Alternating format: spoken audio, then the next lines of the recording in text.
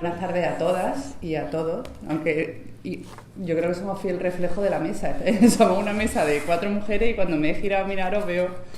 que somos mayoría de mujeres. Un hombre solo en el centro y otro. No tenemos dignas representaciones del sexo masculino, no me entendáis mal, pero he mirado en la mesa, éramos 4 mujeres y me he girado a ver el público y veo que también sois muchas mujeres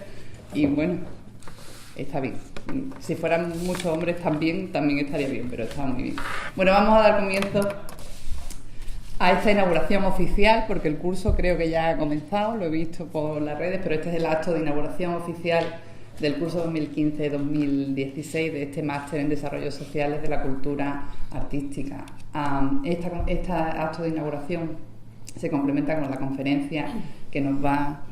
a regalar doña Yolanda Romero, que ella, como sabéis, es la conservadora jefe de la colección de arte del Banco de España. En esta mesa me acompañan 2 queridas colegas y además amigas de muchas batallas desde hace muchos años, que es doña Nuria Ortega, que es la directora del Departamento de Historia del Arte, y Carmen González, y antigua coordinadora de este máster. Hemos compartido otros muchos actos de este máster cuando ella era coordinadora, y doña Carmen González Román, que es la actual coordinadora del máster en Desarrollo Sociales y Cultura Artística. Como lo más interesante del acto no es lo que tenemos que decir las instituciones, aunque es importante que estemos aquí para que sepáis que contáis con el apoyo de las instituciones de la Universidad de Málaga. Lo más interesante va a ser la conferencia. Vamos a hacer esta mesa muy breve y le voy a dar la palabra en primer lugar a Nuria Rodríguez. Pues muchísimas gracias. Yo sí que voy a ser breve, porque yo con mi palabra lo único que quiero expresar es el agradecimiento. En primer lugar, a la Universidad de Málaga, como siempre, que nos ha apoyado siempre, desde que este máster empezó a implantarse y empezó a impartirse en el Departamento de Historia del Arte. Quiero dar las gracias a la conferenciante que nos acompaña esta tarde por el esfuerzo de compartir su tiempo. Las agendas siempre son muy complicadas de cuadrar, y que nos regale parte de su tarde de hoy para compartir con nosotros su experiencia y su saber. Eso es de agradecer y de agradecer muchísimo. Quiero también agradecerle a Carmen, que de una manera muy generosa se haya ofrecido a coordinar este máster, que, como decía nuestra vicerrectora, yo he coordinado hasta ahora y ahora ella es la responsable, y yo sé las dificultades y el tiempo que ocupa estas tareas de gestión, con lo cual mi agradecimiento a Carmen por hacerse ahora cargo del máster, y mi agradecimiento a vosotros como alumnos por haber seleccionado el máster en Desarrollo Sociales de la Cultura Artística como un paso importante y como una fase fundamental en vuestra formación para ser buenos profesionales en el ámbito que nos ocupa, que es justamente el de la cultura artística. Desde que este máster empezó a aparecer en la cabeza de Eugenio Carmona, yo creo que se ha configurado como una de las ofertas más interesantes que actualmente tiene el catálogo de máster de la Universidad Española. Yo creo que fue muy acertado hacer algo distinto a lo que en ese momento se estaba bajando en la oferta de posgrado, y así ha sido. Un máster sobre todo que lo que busca es la implicación y la implicación entre lo que hacemos en el ámbito universitario, lo que hacemos en el ámbito académico, lo que pensamos intelectualmente en el ámbito de la historia del arte, y por otra parte cómo eso puede tener una materialización real y efectiva en el ámbito de la sociedad y en el ámbito de la cultura. Y desde ese punto de vista yo creo que este máster lo hace muy bien, y sobre todo tiene capacidad para integrar a su alumnado en unas prácticas de las que luego están generando, y podemos decir, empleos que se están manteniendo. Son prácticas que después se están manteniendo. Como director del Departamento de Historia del Arte, yo creo que este es uno de los grandes valores que tiene el departamento. Hoy en una reunión nos decía el rector en funciones que uno de los valores que tiene la Universidad de Málaga es justamente su oferta de posgrado, y yo creo que este máster forma parte de esos valores que oferta y que ofrece la Universidad de Málaga, y sobre todo por su singularidad y por su especificidad y por la capacidad que tiene para formar a, como digo, los futuros profesionales del ámbito de la cultura artística, o los profesionales que ya lo son, pero que quieren seguir formándose y quieren seguir experimentando e indagando en nuevas vertientes de la historia del arte y de la cultura artística. Y por mi parte, nada más. Como decía antes, reitero mi agradecimiento a todos los que hacen posible que este máster se pueda impartir y se pueda reeditar cada año. Bueno, pues yo, como bien ha dicho Nuria, ya me conocisteis, soy la nueva coordinadora del máster, y aprovecho la oportunidad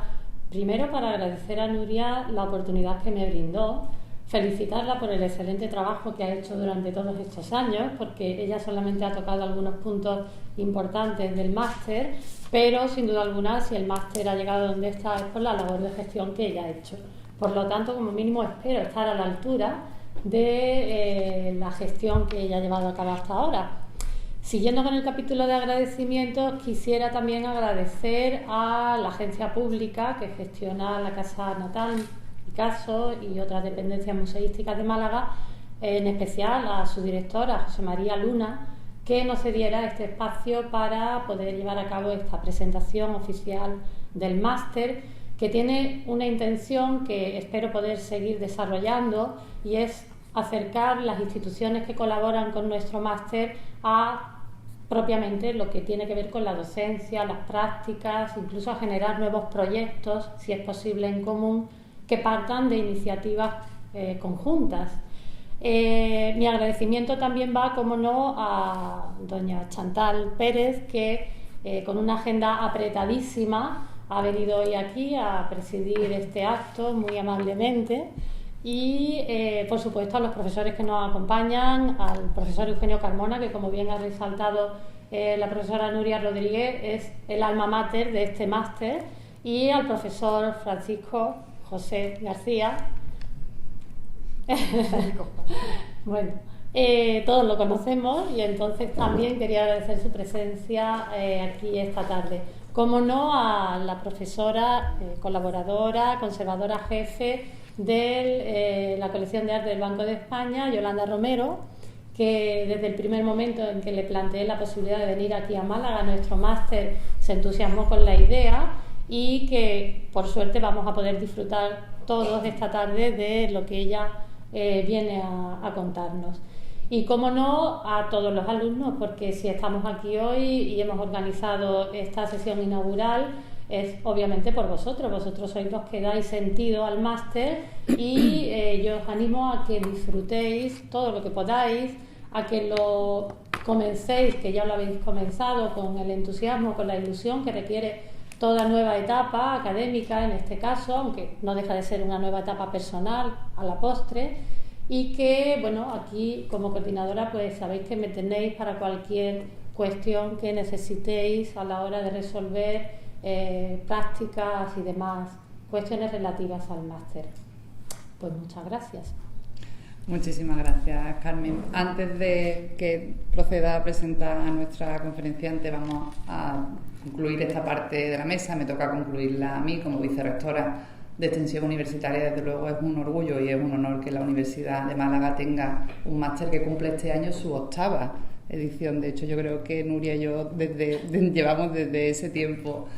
peleando juntas en muchas otras batallas, porque yo, además de vicerrectora, o antes de ser vicerrectora, era como ella directora de un departamento y también coordinadora, de eso lo sigo siendo, coordinadora de un máster, así que sé muy bien cuando se refiere a toda la labor que ha hecho a qué se está refiriendo. Hoy, con mucho orgullo, podemos decir que es la 8ª edición de uno de los másteres más exitosos que tiene la oferta de la Universidad de Málaga. Ese éxito se debe no solo al apoyo institucional que ha tenido desde el vicerrectorado, pero sobre todo al apoyo que ha tenido desde dentro del departamento, porque es un máster que su departamento, yo creo que en la globalidad, ha apostado mucho porque este máster fuera una realidad y tuviera un programa formativo serio. La lista de conferenciantes que han pasado a lo largo de estos 8 años y el resto de las actividades complementarias que han realizado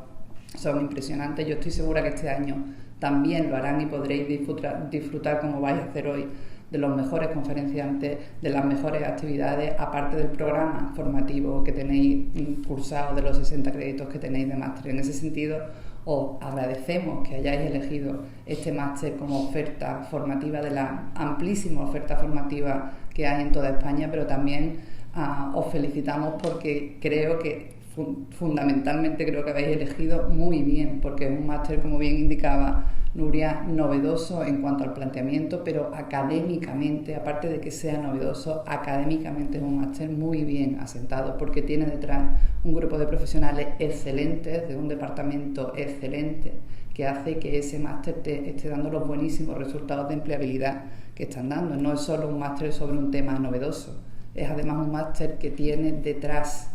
un recorrido investigador de todas las personas que se integran en él, de todos los compañeros que se integran en él, y eso es lo que de verdad le da fortaleza a ese máster. Además, ha tenido durante todo este año, yo creo que es un máster muy mimado por todas las instancias culturales de la ciudad. Es un máster que tiene muchísima relación, lo estamos viendo donde estamos haciendo la lección inaugural, es un máster que tiene mucha relación con casi todos los agentes culturales de esta ciudad. Eso en gran parte se debe no solo a la voluntad de la ciudad, sino al trabajo de los coordinadores, el que hizo Nuria en su momento, el que han hecho todos los profesores del departamento y el que yo estoy segura que Carmen va a seguir continuando en el futuro, y le deseo mucha suerte porque desde luego coordinar un máster es una tarea muy compleja. Yo lo sé bien, Nuria lo sabe bien, pero yo sé que está de sobra capacitada para realizarlo y tiene toda la iniciativa y todo el conocimiento necesario para hacerlo, así que estoy segura de que vaya a tener un año magnífico,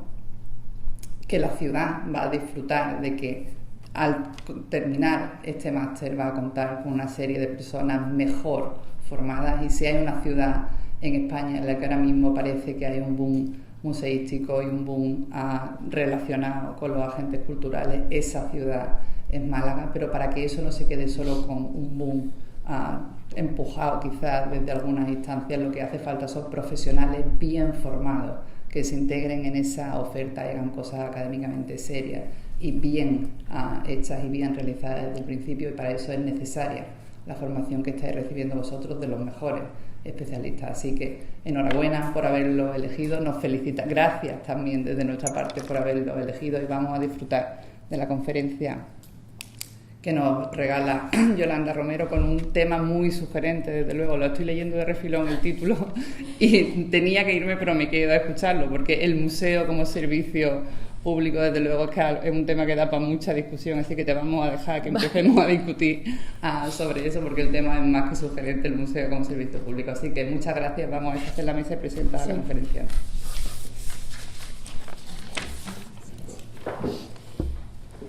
Bueno, pues me toca presentar a Yolanda. Voy a ser breve porque no quiero robar tiempo para que ella pueda disponer del que necesita para exponer lo que trae preparado hoy. Comenzaría diciendo que Yolanda Romero es licenciada en Historia del Arte y ha sido directora del Centro José Guerrero de Granada desde que se fundó en el año 2000 hasta el 2015. Allí ha organizado y ha dirigido numerosos proyectos expositivos, así como seminarios, publicaciones, proyectos educativos y de investigación artística. Con anterioridad también dirigió las salas del Palacio de los Condes de Gavia de la Diputación de Granada, así como su colección de arte contemporáneo. Ha comisariado proyectos expositivos tanto de ámbito nacional como internacional. Algunos de ellos voy a mencionar de la larguísima lista de proyectos, los que organizó en torno a las figuras de José Guerrero, Pablo Palazuelo, Helen Levitt, Judith Barry, Richard Avedon, Anthony Muntadas, etcétera, etcétera, larguísimo etcétera. También ha sido miembro del equipo de contenidos del proyecto Arte y Pensamiento de la Universidad Internacional de Andalucía entre el 2003 y 2014. En el año 2009 dirigió y coordinó el equipo de trabajo que redactó la estrategia de las artes visuales impulsada por el Ministerio de Cultura. Ha sido igualmente impulsora y socia fundadora de la Asociación de Directores de Arte Contemporáneo en España, de la que actualmente es presidenta. Y también hoy por hoy dirige, como ya hemos dicho anteriormente, la sección de conservación de la colección de arte del Banco de España. Muchísimas gracias, Yolanda, y te dejo con tu intervención. Bueno, pues buenas tardes, muchas gracias Carmen por tu presentación, y muchas gracias a la Universidad de Málaga por haber contado conmigo en esta inauguración de la 8ª edición del Máster de Desarrollo Sociales de la Cultura Artística. Muchas gracias también a los que habéis asistido. A mi amigo Eugenio Carmona también le quiero agradecer especialmente esta asistencia, porque además creo que es una persona que tiene mucho que ver en Málaga en Málaga y en el resto de España con el interés y la focalización de la historia del arte hacia lo contemporáneo. Cuando Carmen me llamó para hablar de esto, la verdad es que yo me sentía un poco en un momento complejo, porque llevo tan solo 6 meses en un nuevo destino como es el Banco de España, y bueno, creo que ha sido su invitación también me ha servido pues para realmente mirar hacia una etapa pasada, como ha sido en la dirección del Centro José Guerrero, en la que he estado al frente pues casi 15 años, quizá probablemente un proyecto que profesionalmente me ha dado muchísimas satisfacciones, también bastantes problemas, pero en general creo que esta capacidad o esta vista desde lejos me ha ayudado también a preparar esta charla y quería agradecerle por eso también esta oportunidad, ¿no? He querido... hay que empezar por aquí. Quería empezar esta charla con este collage. Es una obra que hizo Richard Hamilton, el artista pop británico, y que se presentó, era el cartel para una exposición que se celebró en la Whitechapel en Londres en 1956. Se titulaba ¿Qué es lo que hace a los hogares de hoy tan diferentes, tan atractivos? Como ven, en este collage Hamilton, pues con ese sentido de la ironía que le caracteriza, pues nos presentaba una parodia de lo que es la cultura de consumo y cómo la cultura de consumo había llegado hasta el hogar, cómo había llegado hasta lo más íntimo, ¿no? Aquí vemos algunos de esos elementos, como puede ser el magnetófono, la comida envasada, el culturismo, aquí esa referencia también a Ford, la gran empresa americana de automóviles, una señora también con un gran aspirador. En fin, era una parodia, como digo, muy irónica, muy fina, sobre esa irrupción de la cultura de consumo en nuestros hogares, ¿no? ¿Y por qué he traído a colación esta imagen, o por qué quería poner esta imagen para iniciar esta charla? La primera porque, al detenerme en esta mítica imagen del pop europeo, pensé que la frase de Hamilton bien podría aplicarse a los museos hoy en día, ¿no? ¿Qué es lo que hace a los museos de hoy tan diferentes, tan atractivos? Probablemente muchos de ustedes, y en una ciudad como Málaga, se hayan hecho esta pregunta, ¿no? ¿Qué es lo que tienen los museos de arte contemporáneo para que, a pesar incluso de la crisis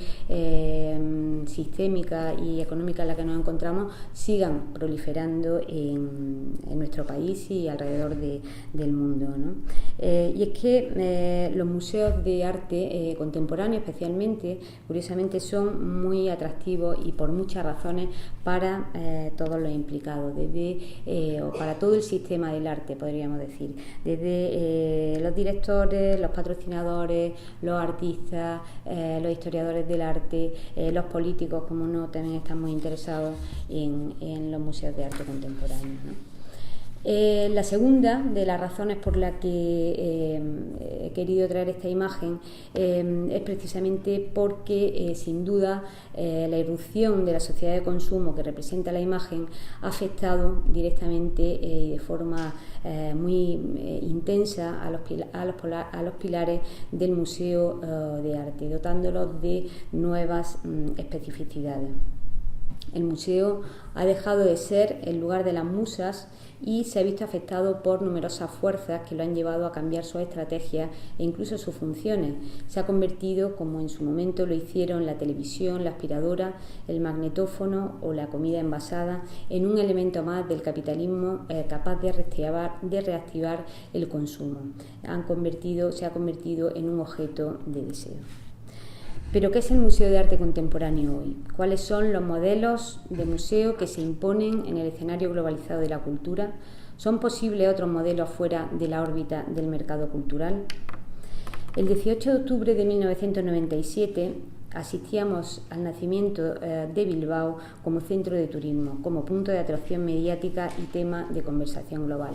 Thomas Kren, director de la Fundación Guggenheim y exjugador de baloncesto, por cierto, definía el Museo del siglo XXI como una especie de parque temático capaz de ofrecer un divertimento sofisticado para turistas y ociosos de fin de semana. Con fama de soberbio, el director encaraba en Bilbao la primera prueba de que su modelo, proyectado para diseminar la marca Guggenheim por el mundo, podía funcionar. Casi 20 años después, el museo acoge a 1 millón de visitantes anuales y se erige como un monumento que ha reinventado el uso, ahora brillante, y el esplendor de una orilla de la ría de Bilbao, antaño negra y maloliente. Sin duda, el Guggenheim nos sitúa ante uno de los modelos museísticos que triunfa desde hace años en el mercado global de la cultura y que ha marcado tendencia. Como el propio Thomas Krenz vaticinó, lo importante del triunfo del Guggenheim era que por fin se podía demostrar a los escépticos que los museos transnacionales son viables. Thomas Krenz había creado una nueva patente, una nueva realidad histórica, había inventado un nuevo concepto de museo, el museo franquicia. El museo franquicia significa, a efectos prácticos, que la programación de los museos que la componen, los gastos que conllevan, las adquisiciones y la gestión museística se pueden comercializar por todo el mundo. Pero más importante es que esta franquicia internacional convierte al Guggenheim en el museo más atractivo para el capital global. De hecho, los museos multinacionales y las empresas multinacionales se han convertido en una pareja inseparable. Como señala Chin Tao Bu en su libro Privatizar la cultura, ambos, los museos y las empresas multinacionales, comparten un apetito insaciable por mejorar su cuota dentro de un mercado global competitivo, y esta ambición les lanza a la expansión física y a la ocupación del espacio en otros países.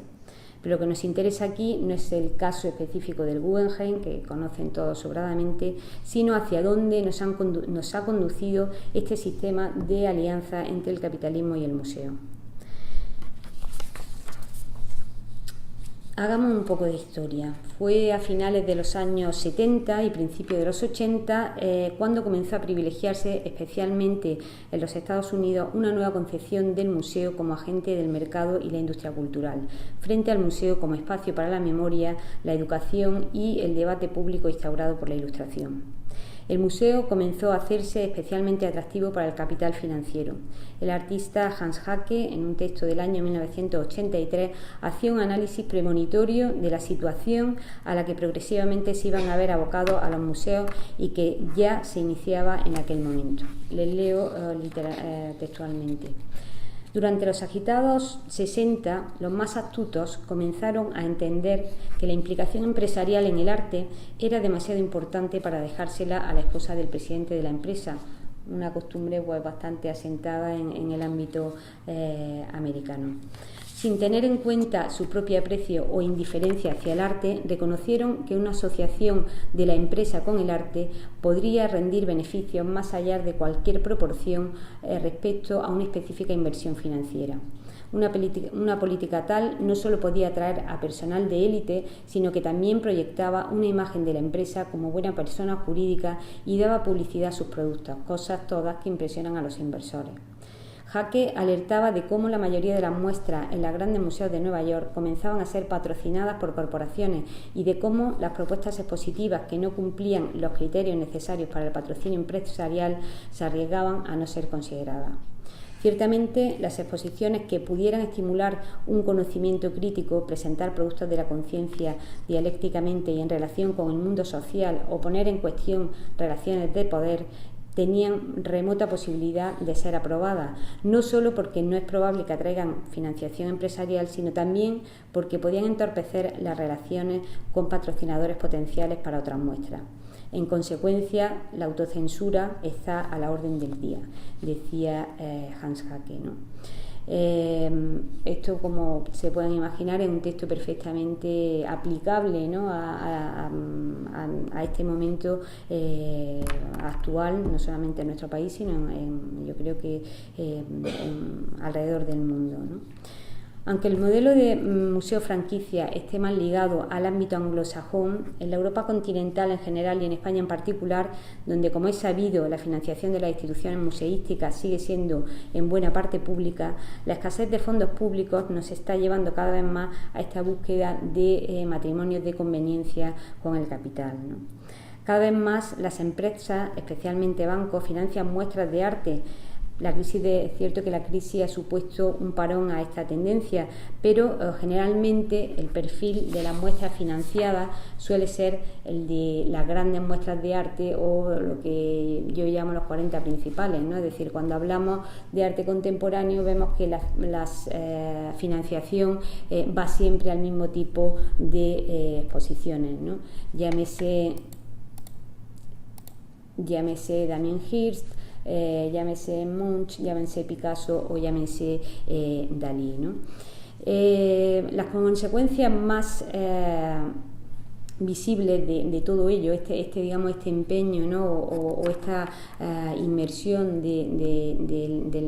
mercado y el patrocinio de las exposiciones por estas grandes corporaciones, plantea, o digamos que ha provocado, digamos, una serie de consecuencias que a grandes rasgos podríamos dividir en dos, ¿no? Por uno, el empobrecimiento de las propuestas expositivas y su homogeneización. Si vemos, los que estáis aquí, supongo que estáis interesados en el mundo de los museos, es muy frecuente ver cómo ayer mismo, por ejemplo, estaba haciendo un chequeo de las exposiciones del MoMA y vemos la enésima o la 12ª exposición de Picasso en unos años, cómo son siempre, hay una serie de nombres que se repiten continuamente, y digamos que la diversidad de las exposiciones se va reduciendo, especialmente en momentos, por ejemplo, como el de ahora, ¿no? En el que hay que asegurar que las exposiciones que se hagan pues sean los más rentables posibles. Evidentemente, pues determinados nombres apenas conocidos no van a traer ese flujo que nos interesa de público, que no garantice pues un buen rendimiento, o tampoco incluso nos van no van a provocar ese impacto mediático que pueda ser, por ejemplo, otro interés de los impulsores de las exposiciones, ¿no? El segundo aspecto, ¿no?, que se deriva de toda esta situación es el tratamiento del espectador, de la audiencia, como cliente, como turista que consume un ocio organizado e impuestos. Menos visibles a primera vista podrían ser también otros cambios en la estructura y organización del museo. Por ejemplo, cada vez es más frecuente la desaparición de la figura del director científico de un museo, que es sustituido por la de un gerente. Esto en el ámbito anglosajón es muy corriente, y en el ámbito español comienza a serlo. Hay varios ejemplos de esta situación, ¿no? También ocurre que los propios equipos profesionales que se integran en las instituciones, antes estábamos comentando cómo son sustituidos también por empresas. Esto, en fin, lamento decirlo a la gente que estáis buscando un futuro en esta profesión, pero cada vez resulta más difícil poder contratar a personas directamente, porque resulta mucho más sencillo contratar a grandes empresas que subcontratan a su vez a profesionales a los que tienen mal pagados y que difícilmente además se van a involucrar en un proceso o en un proyecto museístico. Desgraciadamente, pues son circunstancias que cada vez son más corrientes, ¿no? También afecta a la autonomía de los directores, por ejemplo, ¿no? No sé si han estado al corriente, he querido traer, en fin, algunos ejemplos de cuestiones muy actuales. Algunos de ustedes sabrán cómo esta imagen, que pertenece a una obra de Inés Dullac, que se expuso en el MACBA, provocó el cierre del museo, de la exposición, y definitivamente ha provocado también la dimisión de su director. bueno, muchos nos podemos preguntar, o las explicaciones que dio el director del museo a este acto de censura, en el que fue entendido como un acto de censura de esta obra en concreto, en la que una indígena parece estar sodomizando al rey Juan Carlos. Era una de las piezas que había en la exposición La bestia y el soberano. Pues bien, muchos nos preguntamos cuál fue realmente el motivo de esta censura en un director que desde luego ha sido una persona muy comprometida con temas políticos a lo largo de su trayectoria. Y bueno, pues una de las posibles causas es que presentar esta imagen en Barcelona podía provocar la salida del borde de la fundación de personas muy relacionadas, incluso con relaciones de amistad con el rey, que probablemente podrían haber decidido abandonar el museo y por lo tanto la financiación que están prestando. Obviamente esta situación es simplemente una hipótesis, no sabemos si esta fue la razón real que hizo a Bartomeu Marí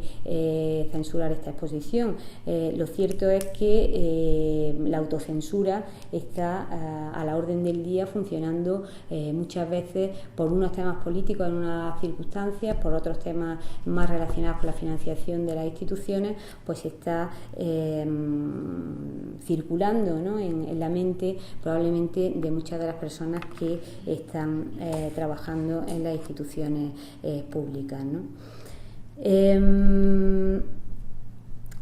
Bueno, quería aquí seguir también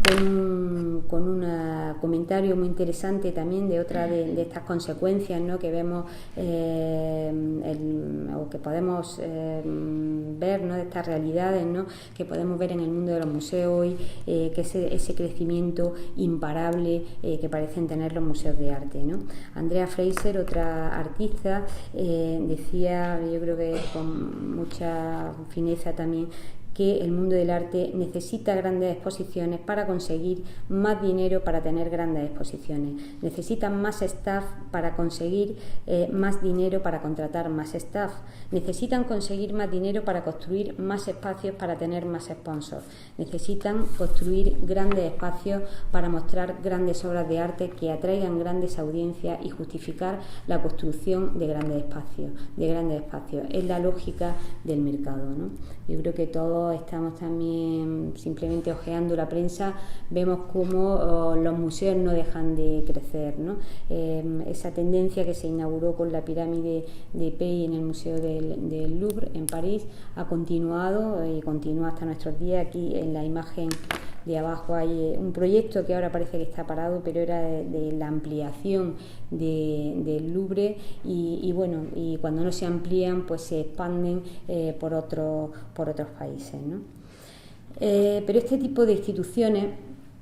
para este tipo de instituciones que dependen de recursos cada vez más de carácter privado, una cuestión vital es precisamente asegurarse un número determinado de visitantes, una masa anónima de consumidores globales que tienden a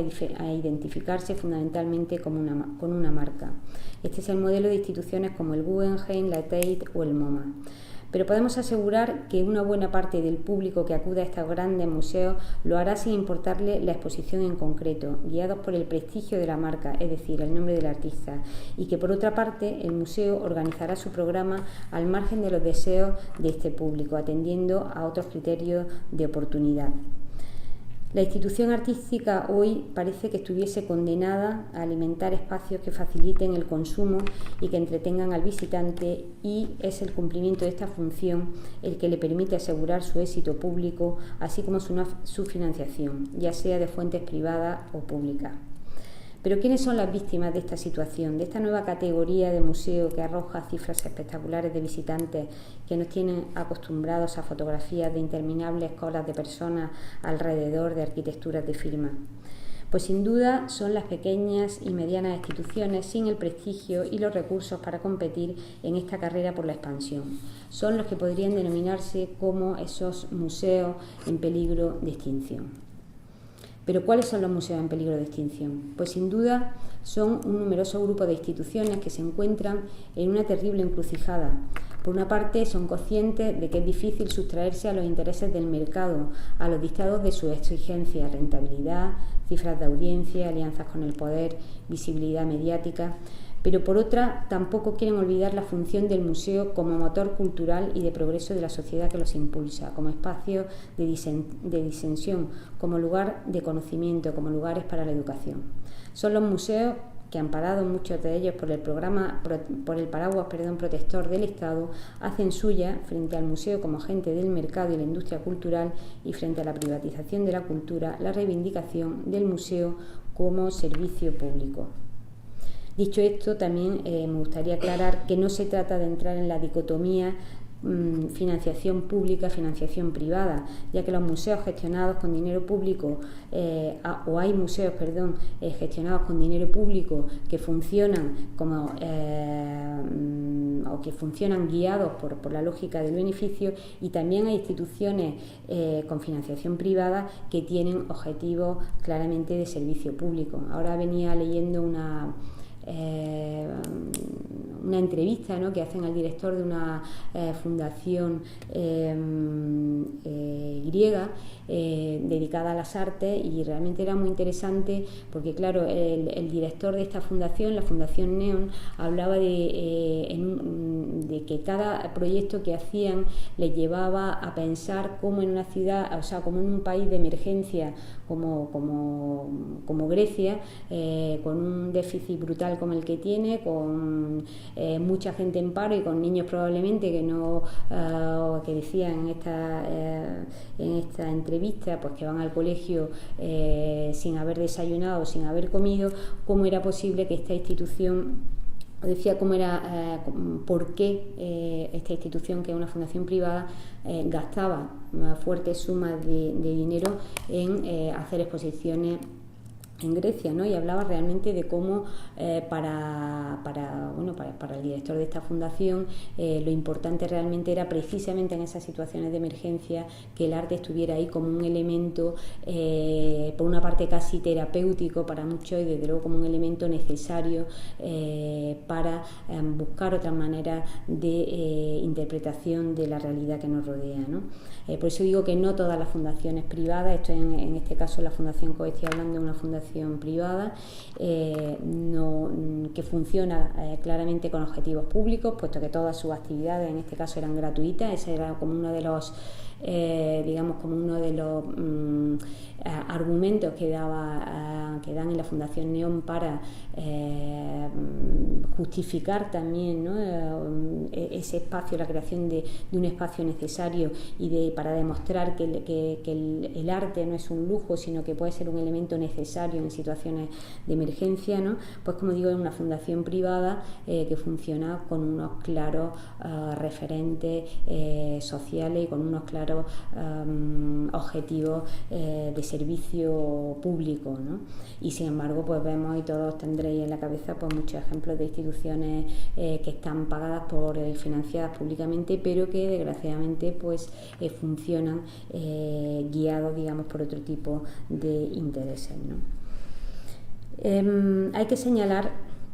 y esto es redundante con lo que he dicho, ¿no?, que la dependencia del museo de fondos públicos no lo salva ni mucho menos de otros peligros, como su posible instrumentalización política. Este es uno de los grandes problemas,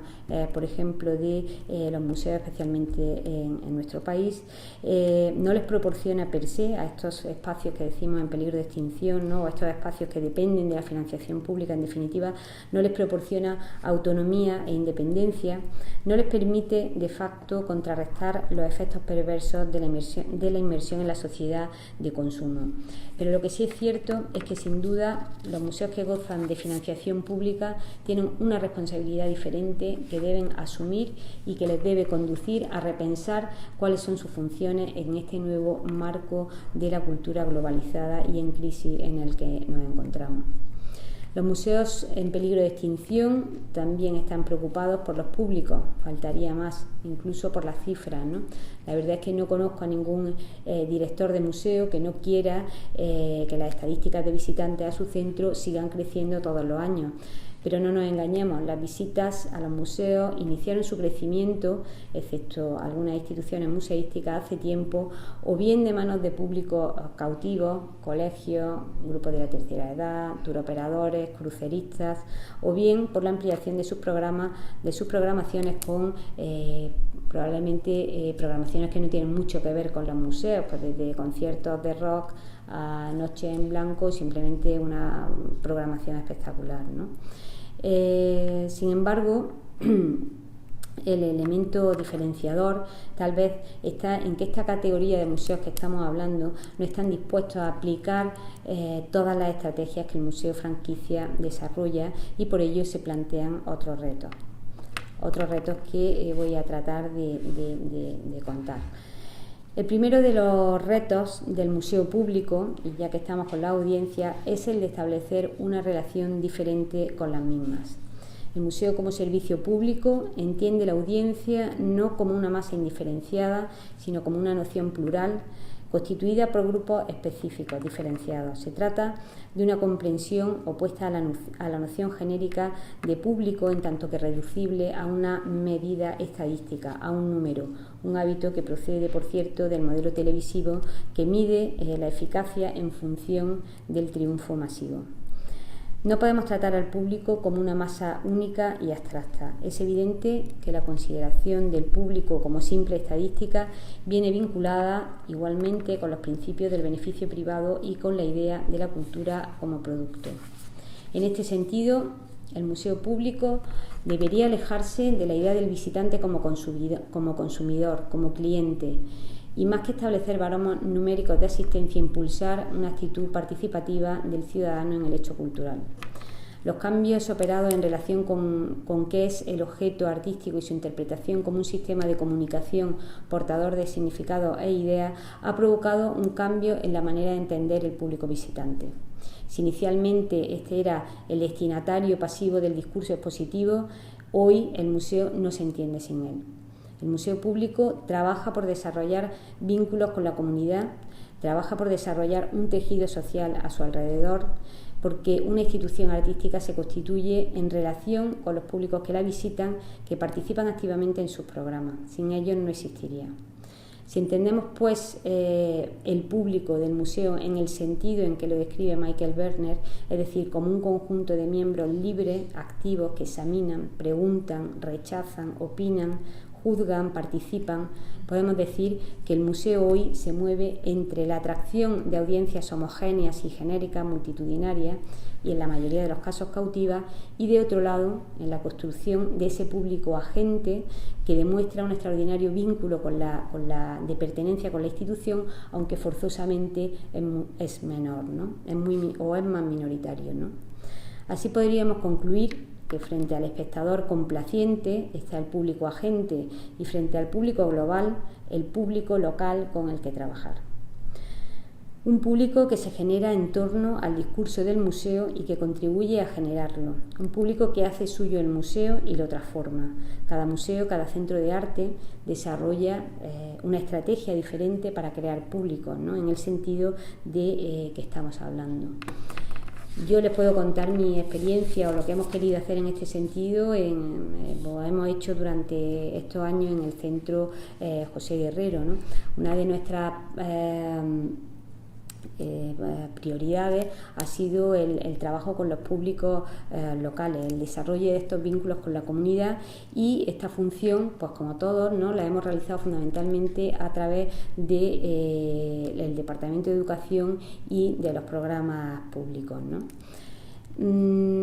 Es cierto que todo museo que se precie tiene un departamento educativo, y son departamentos además que en general están creciendo mucho en los últimos años. Sin embargo, creo que no, digamos que son elementos complejos dentro de una institución, ¿no? Porque la pedagogía en el museo puede ser un arma de doble filo, ¿no? En el sentido de que en cierta manera, y yo creo que uno de los peligros fundamentales, puede invalidar en cierto momento un exceso, digamos, de pedagogía en el museo puede invalidar ese poder que tiene la obra de arte, esa especie de cortocircuito que debe de producir entre el espectador y el público si esa pedagogía es muy invasiva o si esa pedagogía se convierte simplemente en una mera exégesis, en una mera traducción guiada y conducida a través de lo que es la obra de arte, ¿no? Por ello creo que una de las principales tareas o preguntas que nos debemos de hacer es qué clase de educación y qué clase de pedagogía podemos impartir, quizás no es la palabra adecuada, ¿no? Con el público, ¿no? O cómo se concibe la tarea educativa, ¿no? En el Centro Guerrero la tarea educativa se ha entendido y se ha desarrollado como una labor de mediación basada más en el intercambio, en la conversación o en la experiencia con el público, ¿no? Se trata de promover, o hemos tratado de promover, una educación horizontal basada más en la pedagogía de la pregunta que en la de la respuesta, una pedagogía que respete también los saberes del educando y que no anule esa confrontación con la obra de arte que es tan necesaria, ¿no? Y que es uno de los peligros, como decíamos, de la invalidación de esa potencia que puede tener el arte como agente perturbador y transformador, ¿no? No sé si aquí había alguna foto por pasar el tiempo, porque aquí no se puede ver mucho de lo que digo, ¿no? Esta misma filosofía, ¿no? Que hablamos en materia educativa, creo que es la que se puede aplicar también a los programas públicos, ¿no? En este campo no se ofrece, o no, por lo menos desde el centro no hemos querido ofrecer ofrecer una oferta continua de actividades que configuren pues un programa continuo, sino que hemos intentado también que esas actividades de los programas públicos fueran también un lugar de interrelación entre artistas, comisarios y públicos diversos, ¿no? La institución orienta discursos, selecciona temas, emite textos a través de sus publicaciones, conferencias, seminarios y convoca a determinados colaboradores, artistas, teóricos, construyendo de este modo un discurso colectivo. El museo funciona así como mediador, como catalizador, poniendo a disposición de diversos agentes los instrumentos necesarios para que desarrollen su trabajo al margen de la institución misma, confiriéndole la mayor autonomía posible. De hecho, la institución, en algunas de esas actividades, de esos programas públicos, y ahora pondré un ejemplo más concreto, llega casi a desaparecer, y esta era una de nuestras intenciones, que la institución pusiera en marcha ciertos proyectos de carácter educativo, en las que después la institución no estuviera ahí, o sea, estuvieran pues otros agentes que la desarrollan, ¿no? De manera que la institución artística llega a desaparecer, y por otra parte eso facilita que la institución pueda permear en otros lugares en los que probablemente un museo no pueda llegar, ¿no? Uno de estos ejemplos es este proyecto, por ejemplo, que hicimos con Zona Chana. La Zona Chana La Chana es un barrio de Granada, y coincidiendo pues con una de las exposiciones que dedicamos a Muntada, un artista conceptual español, del que hicimos una pequeña retrospectiva sobre su relación fundamentalmente con el uso de la televisión, y que constituía una reflexión sobre qué usos podría tener la televisión en la sociedad actual. Bueno, pues de forma paralela a esa exposición que realizamos con Muntada en el Centro Guerrero, pusimos en marcha un proyecto en este barrio, en La Chana, en el que gracias a la participación de una asociación estudiantil conseguimos poner en marcha, o ellos consiguieron poner en marcha, porque como decía, el museo quería mantenerse en un segundo plano, pues una televisión para este barrio, una televisión que se puso en marcha, una televisión low cost en la que la gente utilizaba ese medio pues como un instrumento para contar las últimas novedades de su familia, o para decir que vendían un coche, es decir, una televisión al uso, o una televisión posible para el usuario y no decidida desde otras instancias, ¿no? Lo importante para nosotros de este tipo de proyectos es, como digo, poner en marcha una serie de instrumentos en las que el museo es un mediador, pero que toman vida propia y se desarrollan en lugares a los que probablemente, o con público a los que probablemente el museo nunca llegaría. Estoy seguro que probablemente muchos de estos señoras mayores que estuvieron trabajando o que se implicaron en este taller, pues probablemente no sabían ni qué era el Centro Guerrero, ni probablemente nunca vayan a ir a él, ¿no? Pero lo importante para nosotros era esa manera de crear público fuera, más allá de las propias paredes del museo, ¿no? Y dar autonomía a los mediadores, a las personas que se dedican a estos programas, para que lo hicieran de una manera autónoma. Aquí hay algunas imágenes de esa zona chana, de esa televisión local que se hizo y que, bueno, estuvo durante unos meses funcionando, y que fue un instrumento, pues bueno, yo creo que muy interesante para hacer reflexionar a mucha gente cómo la televisión no tenía por qué ser simplemente un sistema impuesto, sino que podía tener un servicio probablemente mucho más conectado con sus propias vidas, ¿no? Como era el caso de este taller, que les permitió implicarse en ello, ¿no?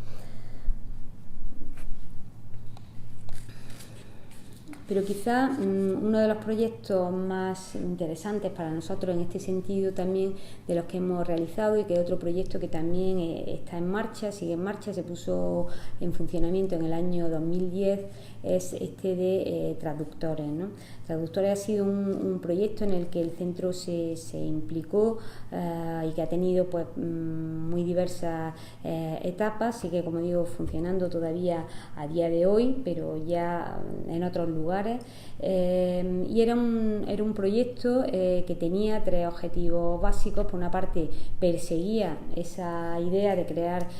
nuevos públicos a través de redes de trabajo que implicaran a profesores, estudiantes, artistas, agentes locales, urbanistas, arquitectos, todos ellos interesados en trabajar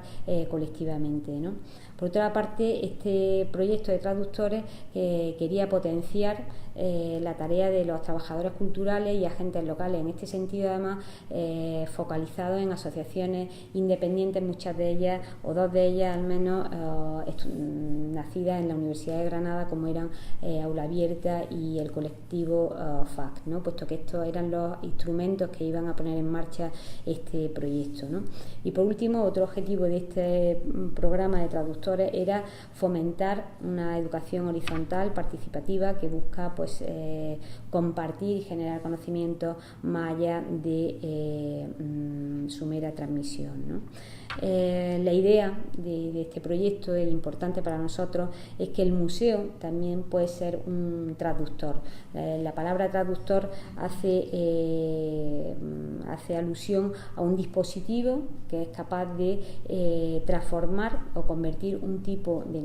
determinado tipo de energía de entrada en otro diferente de salida, provocando un crecimiento, ¿no? Esta era un poco la filosofía de este proyecto de traductores, ¿no?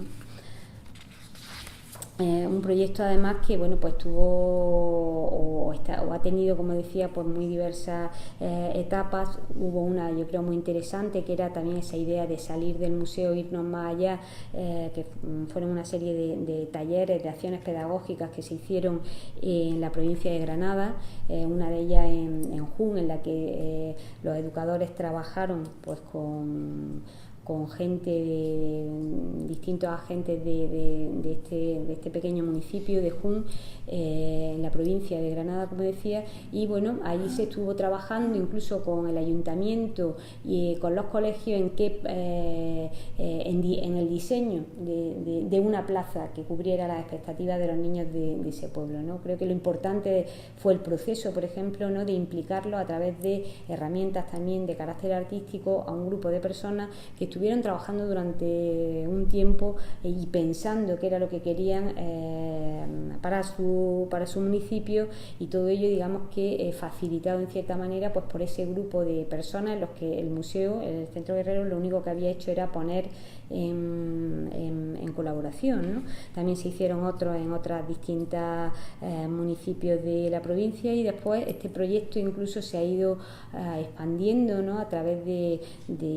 un archivo de experiencias, de un archivo móvil que ha ido por distintas ciudades en España. Incluso ha habido varias iniciativas de pedagogías colectivas y políticas espaciales en Latinoamérica, y bueno, es otro de esos proyectos probablemente poco visibles que el museo intenta, o que hemos intentado al menos desde el centro, poner en marcha como una manera diferente de tratar al público y de trabajar con los públicos locales, ¿no?, desde el convencimiento que una institución, y un museo es fundamentalmente, creo yo, una institución local, que no localista, que es quizá lo que algunos confunden, ¿no?, pero sí que es una institución que tiene que trabajar con las bases con las que tiene. Si mira hacia otro lado, pues es una institución muerta probablemente, o se tendrá que nutrir de ese público que hablábamos, pues el que viene de los cruceros, el que viene de los turoperadores, etcétera, ¿no? El museo, como institución pública y financiada con fondos públicos, creemos que sí que debe atender mucho más a la creación de este tipo de públicos, que desde luego pues probablemente no son muy numerosos, pero para los que la experiencia que les puede proporcionar el museo sí que puede tener realmente una incidencia en su vida, ¿no? En fin, otro de las funciones que creo que es importante también para el museo público, y en relación también con los usuarios de las instituciones, son las que nos ofrecen las nuevas tecnologías, ¿no? Todos sabemos que las nuevas tecnologías nos permiten comunicarnos entre nosotros, pero realmente sigue siendo todavía bastante difícil encontrar, por ejemplo, instituciones públicas que utilicen realmente estos instrumentos para hacer participar al ciudadano de la institución, ¿no? De hecho,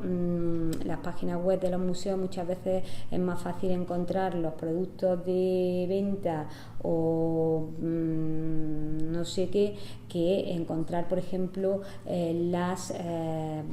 actividades o que sirvan para esa función de comunicación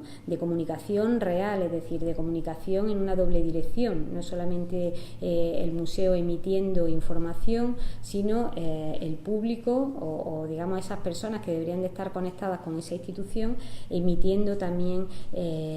sus puntos de vista, ¿no? En este sentido, bueno, creo que es importante, por ejemplo, la posibilidad, ¿no?, de que se continúen, o sea, de que haya otros instrumentos parecidos, ¿no?, como pueden ser los blogs, por ejemplo, en los que sí que se permite que haya una colaboración realmente importante, ¿no?, en el que hay un diálogo, ¿no?, entre el público y la institución. Quizá mucho más que esa información, o digamos que esa conexión que ahora está mucho más de moda, que es a través de Facebook, etcétera, pero que difícilmente permite ir más allá de una mera información que suele ser bastante bastante cotidiana, y que probablemente no permite esa relación, ¿no? También es importante, además, trabajar, yo creo, desde la institución pública en nuevas maneras para la distribución social del conocimiento, y esto también está conectado con este tema de las nuevas tecnologías, ¿no? Porque si estamos de acuerdo en que la obra de arte no puede ser considerada como una mercancía, tenemos que aplicar unas normas diferentes a la hora de permitir su distribución y su uso social. Y aquí nos topamos con lo que es un concepto de la propiedad intelectual y de los derechos de autor muy restrictivo, que en muchas ocasiones está impidiendo una real comunicación o una real distribución del conocimiento, y en concreto del conocimiento que se produce en los museos, porque los museos producen investigación, los museos producen toda una serie de contenidos que en muchas ocasiones no se pueden incluso distribuir por este concepto de la propiedad intelectual tan restrictivo, ¿no? Bueno, y hay sistemas que yo creo que todas las instituciones que están trabajando con dinero público deberían de poner en uso. Nosotros lo hemos intentado hacer desde el centro, y una gran cantidad de nuestras publicaciones están hechas con licencias Creative Commons, que permiten precisamente ese tipo de distribución, y que además es, digamos que pueda alcanzar, además, o que nos permite también desarrollar públicos más allá, o colaboradores con las instituciones que están más allá del público presencial, ¿no? Lo bueno de que el museo pueda distribuir sus propias producciones gracias a este tipo de licencias Creative Commons a través de su web es que podemos estar conectando y emitiendo conocimiento no solamente en nuestro contexto más cercano, sino obviamente con las posibilidades que permiten las nuevas tecnologías, ¿no? Otra, digamos, de las necesidades que yo creo que tienen, o otro de los aspectos importantes que yo creo que deben de distinguir al museo como servicio público, es el principio de la gratuidad de acceso a las instituciones, ¿no? Yo creo que frente a la creencia de que lo que es gratis no se valora,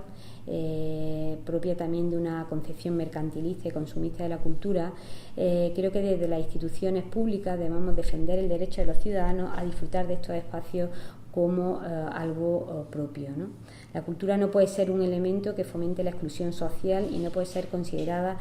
como un lujo solo al alcance de aquellos que tienen una buena situación económica, ¿no? Es bastante llamativo, por ejemplo, si vamos a un museo como el Guggenheim de Nueva York o